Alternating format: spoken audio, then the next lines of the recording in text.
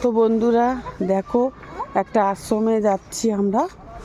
আসলে পিকনিক করতে গেলাম না, হ্যাঁ গাড়ি দাঁড়িয়েছে এক জায়গায়, তো ওইখানটায় একটা আশ্রম আছে। তো ওইখানে আসছি। এই যে আশ্রম, তো ফুল বাগান দেখো, তোমাদের দেখাচ্ছি। এটা নিমপিট আশ্রম। দেখো ফুল বাগান, এটা আমার ভাগ্নি।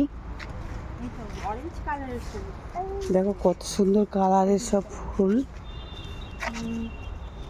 এইগুলো ডালিয়া এখনো হয়নি, হচ্ছে ডালিয়া, গাঁদা, কত রকম গাঁদা ফুল। দেখো মন্দিরটা দেখো, এটা হচ্ছে নিমপিটের আশ্রম বলে। এটা হচ্ছে তোমার রামকৃষ্ণ, এটা রামকৃষ্ণ মন্দির। তো দেখো সাদা গাঁদা, সব রকম এখানে ফুল আছে। এদিকে আছে দেখো,